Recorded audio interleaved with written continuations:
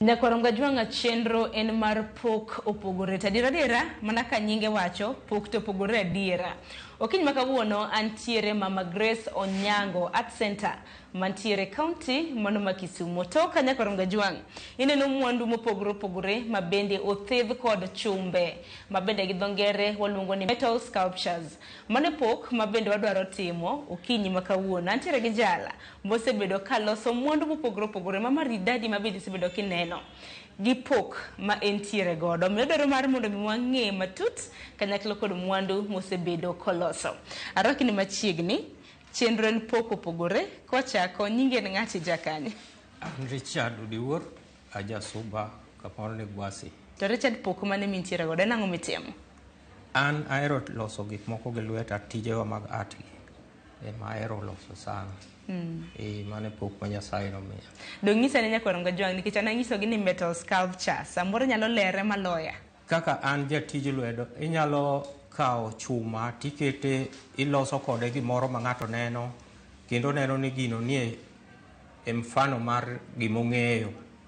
Kaka for example inyalo neno ka loso gini kaendi ing'eyo ni ma en winyo to lose gi chuma. Ting'eni Richard ngajalo penjo ni why metal sculptures? En pok manintiere godo koso itero mana chien ni chako pok de karango kaluwore gi were manintiere godo koso nang. Kana adongo nahero ga gik mitimo gi lwedo. Samoro nyalo bet na adhi kata kwath, to kasedhi kwath tadhi gi beti to sama kwath kata tongo kata yien moro tachonge alose kata rapur mipuro go kata luth kuon. Koro from there kaka namedo dongo to chunya nohero gik mitimo gi lwedo nikech nanyalo dhi kata kuma fundi moro tiye taneno kako loso kata komos tachako bedo gi dwaro mar loso gino. Koro kaka nadonga dhi mbele kamano kachako school mar polytechnic tadhi akawo mana tij bau. Koro na continue gi tij bau mang'e loso ambe furnitures. To tija mar nachako gi goro. Koro tijno iyudo ka gigi dhi together, ok inyal loso gini ka ok inyal ng'e kaka ikuongo igore gi kalam. Koro itiyo gi kalam e goro image mar gino kae tichako manyo material tilose to wuok kamano endo. Manyiso ni kata mnaka pok ichako loso metal sculptures nyaka bed ni igore kumoro. Ikuongo igore kumoro miyud mfano ne e shape ne. Koro idhi luwo e material midwa lose go cha. Kiseluowe to koro ing'ado gine shape no kata iriwogi to dhi golo nigo kaka idwaro. Nikech Richard wacho ni dhi polytechnic tisomo tij bao, ochopo nade ma koro itimo gi weche? Yes, tij bao be en art.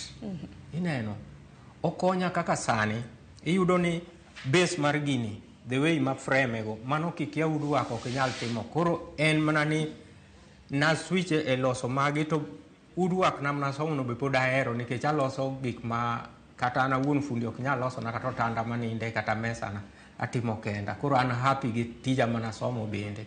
To matimo sani to in bon en Nyasaye mamiya rieko matimo go gi. Makoro en pok manonyuoli godo. Yes, ma en miyudo skill mara wuone kamano. Manaka sani dwachi ni en pok mitimo full time. En gima timo full time kata semonda kuma dake abiro ka to abiro mana purpose mondo abed kuma watiye ma samoro an gi material samoro maseloso go anyalo bet ni aplan loso moko tatege kata mana ng'ama nyalo biro ma nyalo dwaro kawo to koro yuda machiegi. To Richard kuom wacho adier metal sculptures ang'ini chenro mar pok opogore kin thuolo malach mwasetimone onagi moro metal sculptures to meki gibanno kopogore nikech chaka gima gintiere koda sigana mabende ginyalo nyiso jopiny. Nyiso batut kotenre kod tich mitimo nikech waneno ranyisi mopogore opogore mabende wantiere godoge. Ndiga bende aneno malo kucho. Nyiso the passion behind it. Okay, kata kachako gi ndiga, wachaki ne chaka gi ndiga.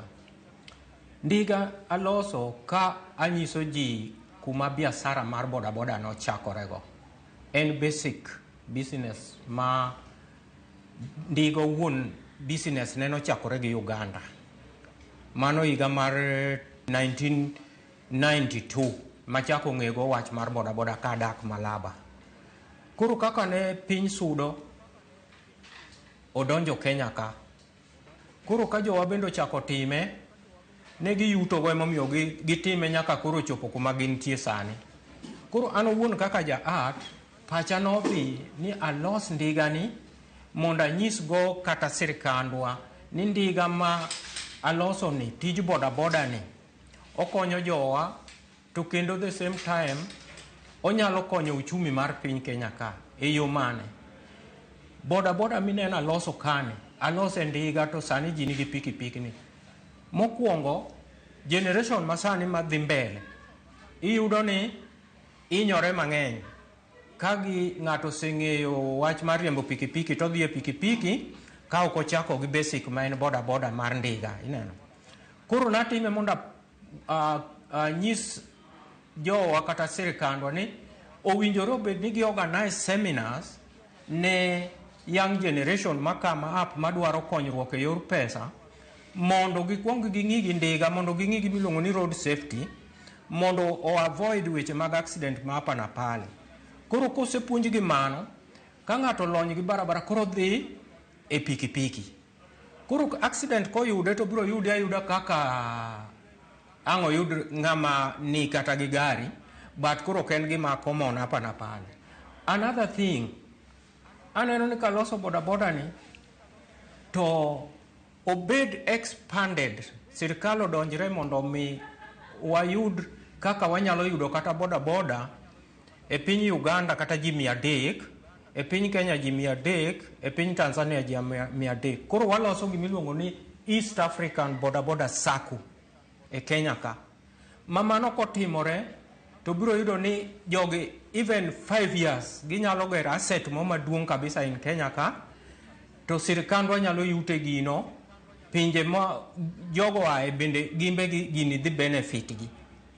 Koro mano emomiyo ncha loso mondo achop that message. Manyiso ni duto te miloso nitiere koda puonj ma bende puonjo godo jopiny. En gi puonj mapek, mano puonj mapek ma kotim implementation makare, tibiro yudo ni onyalo uplift our economy in another way.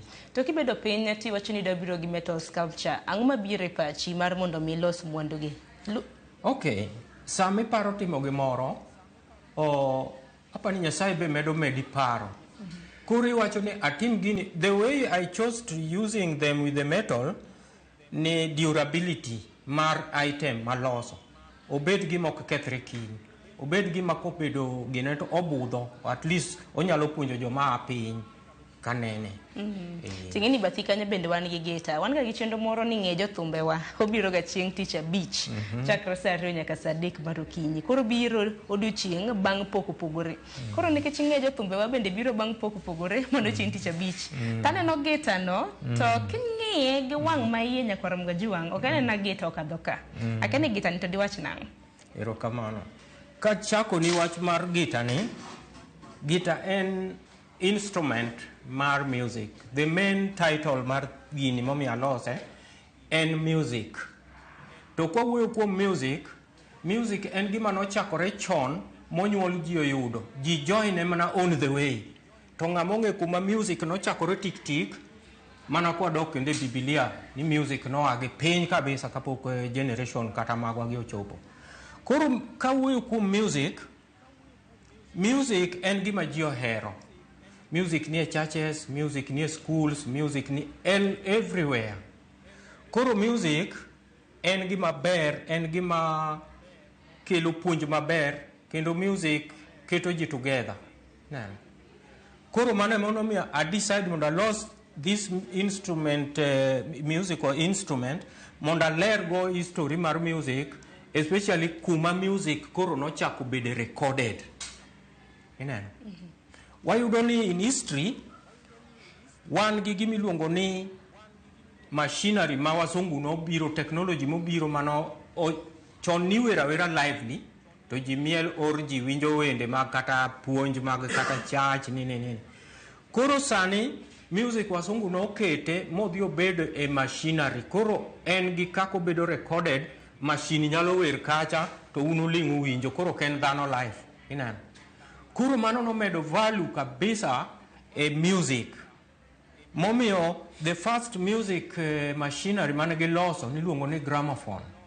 Gramophone ne tiyo kod majira, nokotigi battery, nokotigi steam, according to that technology during those years. Kuro wayudo ni ka wan gi plate inside here mar gramophone, wan gi plate mar record player. Koro kaka recording ne dhi giluore gi kamano, then wan gi this album maneno oko kanyo.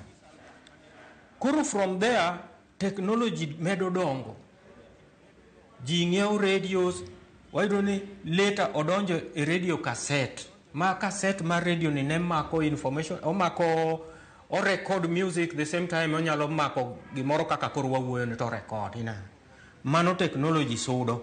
Koro idho wadonje video makoro inyalo goyo thum to kendo neno ji pictures, mano technology idho. Mano pod awuoyo mane music, mano music recording. Odhi mochope CD ni be wayudo ni nitie CD ma audio to kod ma video manyiso, technology sudo. Wachako wagik gimiluongo ni diskette en recording gadget ma tiyo kor kamako any information. Inyalo tiyo kode kaka file, inyalo record gige ni e file, idhi kode computer, itiyo kode kanyo. Koro osuda mochope gimiluongo ni MP3 player. MP3 player like this one, en bende o record music, kendo o record kata information moro, ng'ato gimoro nyalo timo, kata CIDs nyalo ne tiyo kode e dhi record information moro mane gimanyo, to giyudo to gi record kanyo. Aya wan gi flash disk. Flash disk ni bende en mana recording. Koro kaka recording odongo mowadwa chope gimiluongo ni mem card, ma koro aketo malo kamogik, mano mem card ineno. Koro ka tieko wach mar recording, king'iyo malo ka ibiro yudo ka keto letter P. Letter P means gik mang'eny, but with gimomiyo alose akete kanyo, akete ka the meaning of progress. Ni dwach dhano kochopo, ose progress, en gi pesa, ineno, en ng'ama koro well off, gimonyalo timo kogike pache ni having good time, ineno. Hanno ka gijuso. Koro mane kit ngima dhano. Koro king'iyo bath gini biro neno gik matiyo go ka, gin metal moko chain, moko metal, moko kamano moluoro music instrument ni moketo diere. Tiende ni all these things atiyo go kaka inyalo bede dala tichielo dala ni. Music needs security.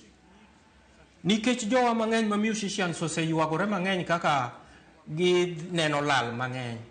Koro magi aketo ni mondo owinjore bed ni sirkandwa keto bidi mondo mi jowa kik yuagi e yor security, ni mondo music obed secured, mondo joma timo music o benefit e music. In bun yero thume momiyo ni samoro ni loso gitana. Nenore? Aero music. Koro king'iyo surface ni, asewuoyo e chumbegi, king'iyo surface ni biro yudo ka wire color gold. Koro awacho ni music is like gold. It's a precious thing. Yani many people are responding to. Koro mane momiyo naloso gini kamano. To bende ero kaka ikele, nikech nyithiwa masani bende kiwacho ni minyuolo sani generation alpha, ok nyal ng'e kuma century gino wuoke, sani koro wachope nyaka koro mano nisoge deep history with evidence. Oneno live kumi wuoye, koro understand gino nikech onene practically. Surely generation masani iyudo ni kiwewa verbally to gino nyalo kala. To kiwacho gimoro gi gimoneno gi wang'e to dhi moke pache nikech onene. Koro mane omiyo aloso this thing e yo malose gono mondo ng'ama understand gi gimoneno gi wang'e. To Richard gitani ni loso karang'o, nikech gimomiyo napenjo, achiel maka niluongo ni otonglo koso gini nduru, mago mag 50 en 50 cent. Magi ma recent, magi Simon. Oh, magi Simon. Magi kawo ariyo to en siling. Koro mano be oromo puonjo gini magi pesa manitiyogo masani onge, to ne watiyo kodgi. Makata sani siling kata mana beach bende neno ka gimoro mok nyal konyo ahinya. Koro mano bende ginyalo ng'eyo godo ni kare wadok chien kata wadhi mbele, nikech magi gik man watiyogo nyalo yudo gimoro e duka, inyalo ng'iewo go sweet e duka, to sani ok inyal yudo kata mana simon ming'iewogo. Kotonglo ne nyalo ng'iewo tam e duka, yani sweet. Wan chon waluongo tam, yani tamu. Mani mako go slaves ka joko biro ni mako slaves ka gini kono gini tamu. Kodonje meli to seth. Koro mane theme mar gitani, maka in gi penj moro machielo tinyalo chako penja bat. Gima nyalo penjo en ni collecting gigi ni choko kanye nikech an kata mana kang'iyo naneno magi chon cassette gigi naneno chon. Mago being ni an artist, atimo research mara kapok atimo gimoro, mage gik makwongo achoko makata sani pod adong' kod gigi ng'eny, pod an gi mpango mar loso gitni gi mang'eny ok kata achiel. Sani ka ng'ato biro ne odwaro gitani odhi, to koro onge machielo machaka kete display. Koro sani loso higa mane? Mana recently. Okay. Mana I think last year. Koro an gi mpango mar medo gi ok abiol mar mondo nikech dwach ji opogore. Inyalo yudo ng'ama explanation machiwo no gino more modwaro gi kata bich. Koro kodwaro gi abich okawo gi tati dong' nono. Onge giminyisi ni onge gi historia. Replace. Koro chuno ni nyaka achako moro adhi go mbele, asechako this part. Kura adwa mana tima mostly gige na dhi mos nikech gig kata material miwinjo iwacho mag metals go adhi scraps adhi ang'iewo gi takelo kura plan go kaka timo gika. To nitiere ndalo ma bende kata mana piny wacho na kumo dwaro mano mar choko chumbe iwacho ni maga scrap ge. Akeni in kaka jalner ma bende osebedo ka tiyo koda chumbe mano no affect nade to dokra na scrap sani affect nade nikech ing'eni ng'ato nyalo kawo mwandu ni to okeyo to dhi ter chumbe na scrap ok one gimi loso godo makare. Manto diere sirkal ne nigi purpose mar ne timo stopping yore mag scraps go nikech ne yudore ni gik mang'eny iyudo ni like gigi choko gitero gi e masin dhi rego gi tichako itiyo kodgi. Ting'eni kuonde mane giayo originally maybe nitie components moko ma jogi ne loso go gigi mako oselosi obedo used to kodwoke odhi obedo recycled to koro odhi obedo weak. Koro iyudo ni gigi kano ger kodgi kata poles moko mag stima to ne gore piny nego ji inyo ji. Koro President former President Uhuru Kenyatta ne gitemo stop gigo ni mondo kik gibed nikech noyudore ni e Kenya ka nitiere recycle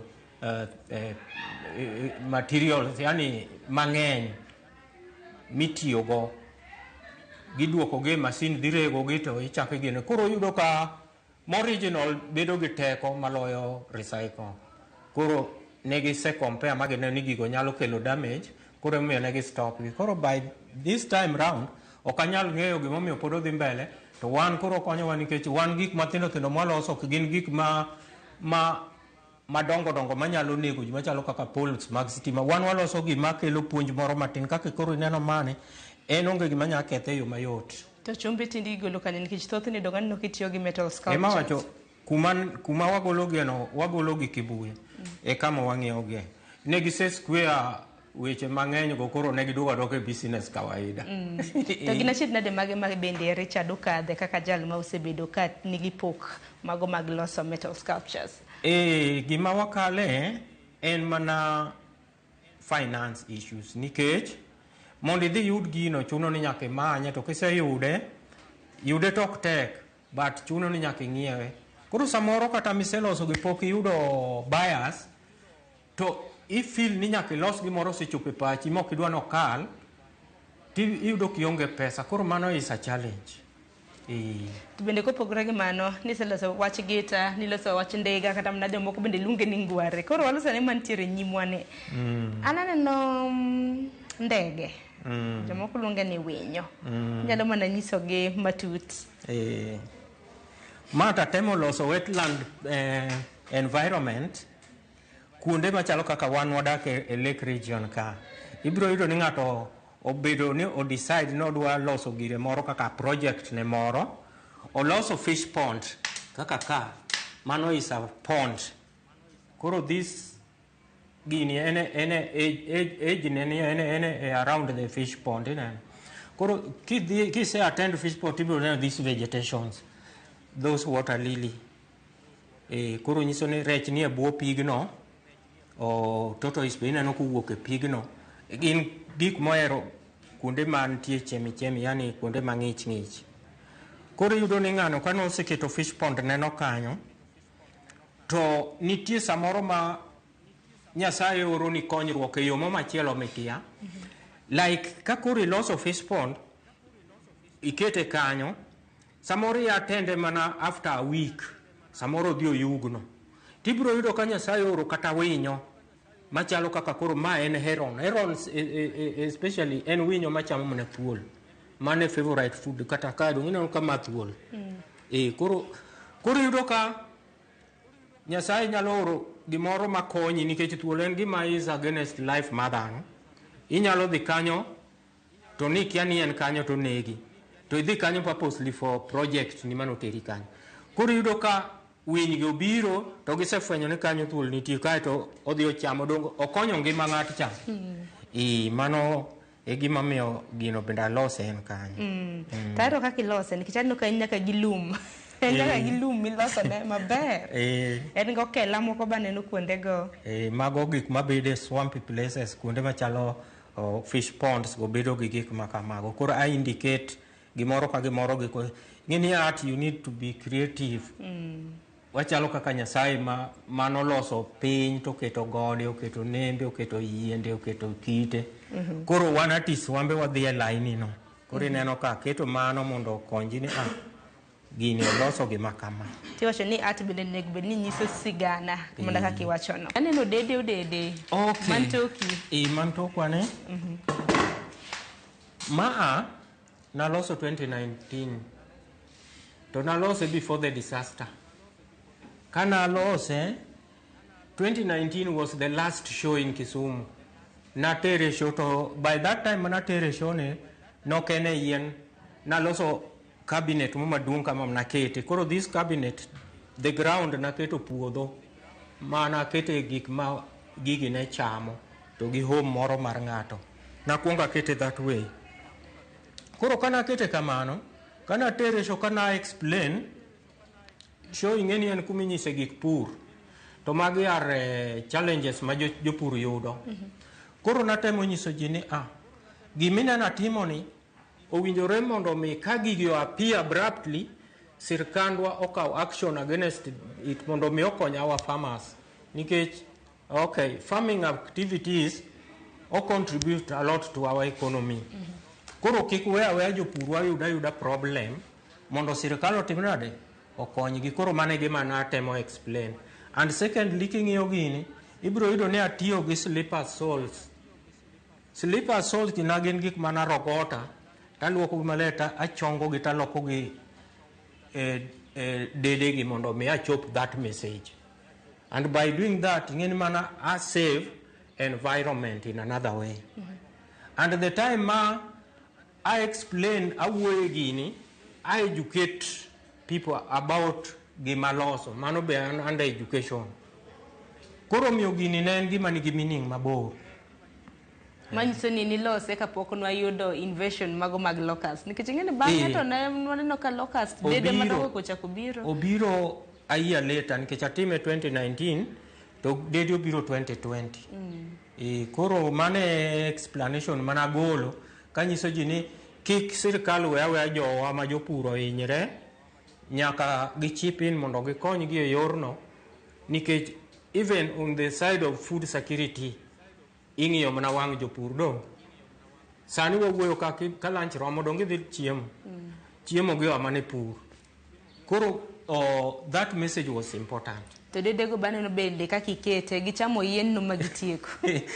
Onge leaves kanyo gilokera ting gitimo kamano endo. Koro all these things watimo gi mondo wachop go message wapuonj go ji gik matimore kata manosetimore kamano. To mang'eyi no machielo ne this side kende owuoyo kuom gik messages adek madongo. Owuoyo technology, owuoyo a history, owuoyo a environment. Kaki neno tiende ni king'iyo piny ka ibiro neno telephone booth e yor telecommunications. This telephone booth en gima wasewe ng'ewa, to ne en gima ne dhano pango mlolongo kadhi go simu. Ma ng'ato riedo ng'e ng'ato, ng'ato riedo ng'e ng'ato, udhi go simu. To ka rieko nobiro, ma new technology mar wireless mobile phone obiro, koro inyiso jogi, ji no respond to it, ing'eni dhano ohero gima nyien. Ma gidwa ni ging'eni to tiyo nade, gima onge kata gi wire mon connect. Ere kaka otiyo, people, ji ok believe. Koro ka jogi nosewe line modhi monyisgi kaka gino tiyo, landline nobedo dumped kama. Koro ji respond e wireless mobile phone, koro ji ochako ng'eyo simu, nikech koro ing'e kaka isoe card, ing'e kaka itimo manyaka oti miwinj ki iwuoyo gi ng'ato. Koro ji orume wach mar wireless mobile phone. Aya, technology idho. Technology no idho kamano, odongo ka yien madongo. Iyudo ni before independent, ne wan gi gimoro ni East African Community, Kenya, Uganda, Tanzania, we were sharing one currency. Magi currency, real money, mane idhi Tanzania, igole fuko ni ng'iewo gimoro e duka koke wenda. Miketo malogo gin pesa ma. Ochakore ela tema pinygi. Kia ela tidhi ndururu, yani 5 cents. Kia ndururu tidhi otonglo 10 cents. To gigi duto yudore ni by that time ne ging'iewo gimoro e duka. Ne maisha ber. Ma inyalo yudo ka pesa mathin ng'iewo gimoro e duka. Koro after independent, Kenyatta obede telo, koro Kenyatta loso magwa. Kenyatta dhi mbele, Kenyatta thought 78 owene Moi bendo took over. Moi bendo chako continue loso magwa. Koro yudo ka maisha dongo kaka yien. To yien kodongo, en gi faida kuom dhano. Faida gani ma yien nitiego kuom dhano? Yien ywayo koth, ma en clouds. Ka yien oseywayo koth, magi indications mag koth. Ka koth osechwe, iwacho ni climate change. Koth kosechwe, to oloko environment. Ineno background ka koro greenish. Immediately after rain, ibro yudo ni kichung' ing'iyo oko kata in machiegni kanyo, ibro yudo ka gik machalo nature, insects, kaka lese oyala, kumbe gik moko mor gi riot, yani gin gi good feeling, including dhano. Sane ma koro i plan ni kiny nadhi akom. Tiende ni koth ochwe, koth ochenjo environment. Koro mano e message me bathe ka. Koro king'iyo malo, mano to koro nyiso leaders ni niluongo ni George Firex, ene manen president mar East Africa, or King George. To King George noweyo ne Queen Elizabeth owene Kenyatta owene Moi. Koro in between ka king'iyo tibiro neno baton. Ing'e tich mar baton? Baton en gima make end meet. Kare nyiso ni our leaders owinjoro bed ni gin jok mariwo ji together kaka baton. Mane momiyo natiyo gi context mamalo. Puoch gi pakilero nwagodo yo makare. To penjo ga gin ariyo. Mokwongo, angamna currency, iwacho ni anakakramna nitiere omenda mar East Africa mana gitiyo godo kapok okil. Koro ang'eyo, mano puonj makare. Mar ariyo, gin material mage ma bende itiyo go. Material stereo iselero, mane ni koro masako no, alafu nitie moro mobiro kaka umbrella kama. Mobiro kaka mabuni. Mago duto gin metal mana tiyo go. Even these butterflies, ma indicate go nature. Ka gimora mora mangima maringo after koth gibedo ga mamor. Atiyo mana gi metal, mage gina metal ok yot mondo gikethre. Koro the whole of the surrounding nyiso the global world, nikech this information wayudo gi the world. Koro ma is a global world. Koro all this information manyisi ka gin under umbrella mar the world. Gine buma bula mar piny mangima. Kanye lero makare. To bane no token bende niwacho nitie gimoro. Koro kwaduoge part 2 ka, ma koro waluongo ni part 2. Part 2 kanyo wan gi gimoro ni spider. And wan gi gimoro kanyo ni cactus. Cactus en a plant ma bedo ga gi kudho mabitho. To cactus ni kitimo uchunguzi kidogo tibiro yudo ka kidhi kata kuma cactus ni tibiro yudo ka spider ogero web ne inside the cactus. Why? Nikech ong'eyo ni cactus nigi sharp thorns manyalo protect from enemy manyalo attack ni dhi chame. Nikech en gima tin. Nyasaye nomiye akili mar keto web ne. Web ne noketo purposely for trapping small insects ma chiembe mochamo. Koro en owuon ibiro yudo kogero ode moro piny e buoye kanyo ma kodembore ode no to winjo ka net neno web neno yiengni to ng'eni gimoro osemoke mondo odhi ocham. Koro kosedhi to yudo ka winy ariyo grab chiembe chamo. Koro fear for its life odok back mondo odhi opondi nikech ko insist idhi chame. Ineno. Koro these two birds e ngima dhano wan gi robbers. Ng'ama rito ni selos obiro grab kumi mondo odhi okonyre go. Koro the whole of this side mar this picture en gima encourage ngima dhano, owuoyo kuom dhano ni owinjore ng'ato ka ng'ato otim gire o benefit e gire moloso moko rely e gir ng'ama chielo kaka koro winygo.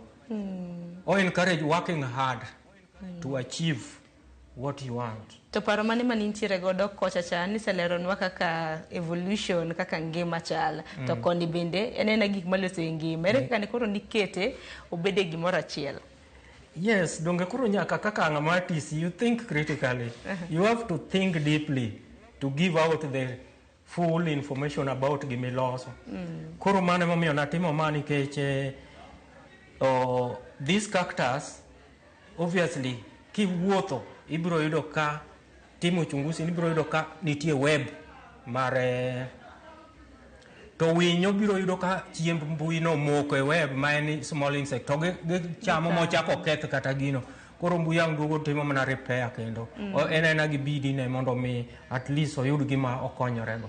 Koro gigi there is that similarity between animals and man. Tiende ni gik ma animals timore kuom animals moko kuom gitimore kata kuom dhano. To Richard, nikech koro ma en pok mintiere godo, tigende pok bende kelo yuto, donge? Mar mondo mi us mwandu makamagi, leronwa customer ka biro ilero negi omondi koso kesingiso kaka iusoge. Customer ko biro nitie customers mama gino ber neno dwara. Koro koseng'iewe odhi kode.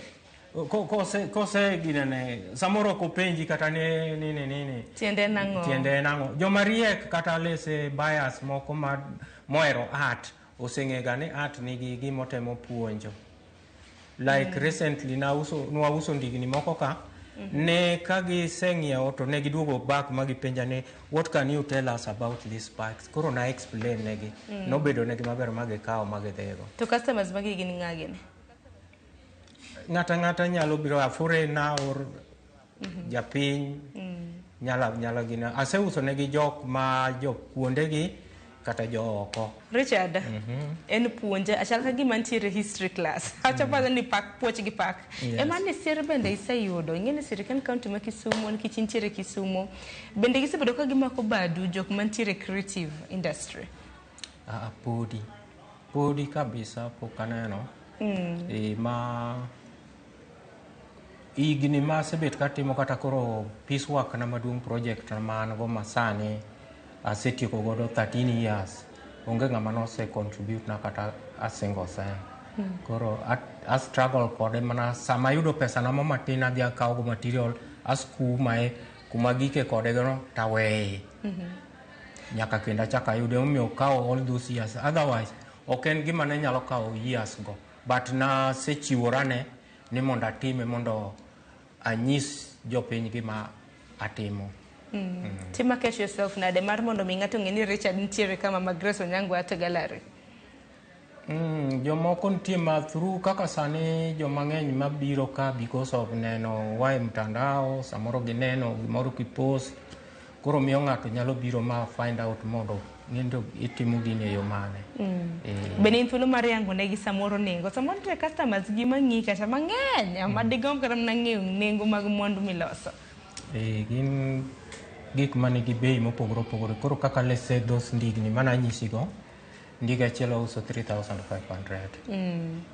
Koro mago prices motiyo. Koro sama be gionge gi fixed price ahinya, ka ng'ato biro ma ineno ka en willing odwa no ong'iew gino, koro at least bargaining be nitie, nyaka reduce ne matin. Koro odhi komori bende at least idong' gi gimi nyalo neno kaka ichukorigo, idhi dwar material chak ibedo go busy.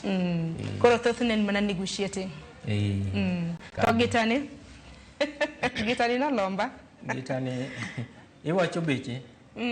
Gitani en kaka monument, nikech a monument en gima ok en gima kiny to rumo, wachne orumo. En gima years and years to come. Mane momiyo en gima nigi value. Tiende no bro, anyalo tho kawuono, message maweyono onyalo continue puonjo generation mabiro bang'a. Koro en gima is quality. En ka ng'ato ng'iewe kuoma kasani, to en ma 300,000 gitani. Nikech obro last long. En gima nigi indication mabor. Bende gi materials mitiyo godo, collecting data kaka collect e kin mamoko. Adaro mar mondo mi ng'i kamera kacha mar mondo mi nyis ne kwarom jok kaka ginyalo yudi, jok ma deher mar ng'eyo metal sculpturing bende nyalo mana loso kodgi, iyudie namba mane, samoro mbui gi mamoko. An iluonga ni Richard Odiwuor, visual artist. An Grace Onyango ka. Waloso gige art, waloso gik ma puonjo ji gik matimore kata manosetimore. To namba na minyalo yudago en 07 940 96360. 07 940 96360. Yes. Koro wayudore Grace Onyango ka e karwa mwatiye. To an gi project machielo ma ok na nyal donjo ka, to en gi oko unyalo dwaro mondo udhu nene pia matin. Wan ka niki chini. Kingsoni ni wache motendre kod visual art, aparo ni nyalo mana dhi tango nwa Richard. Misebedo kiloso kuom thuolo mar higni 13. Aya wadhwane. Yes. Koro mae rech mani wacho. My big project mana wacho ni. Nyalo mana lero nwa kotendre kod rech ni. Ma rech biseloso kuom thuolo maromo nade gi components mage. Okay. Rech ni achako lose 2012. Emana chako lose. Nalose kan museum. Alose gi metals, resin, atiyo gi fiberglass and body filler. Mago are the raw materials nilitumia kuitengeneza. Dagilero na mathoth kotende kod rech ni nikech mar mondo mibi kod rech paro mane manintiere godo. Okay. Main title mare wacho ni Patient Space. Mano title mare. To koro kwa kuom rech ni kwa dhi deep wacho ni rech is a very big resource in our region. There is this economic activities mang'eny ma focus on rech. Machalo kaka jo mang'eny nitie matimo biashara mar rech. To rech itself en food ma bende ji chamo. Koro e region waka, secondly en our symbol. Koro naloso rech ni mondo I encourage godo ng'ata ni gimora mora mitimo tibedo patience. Neno.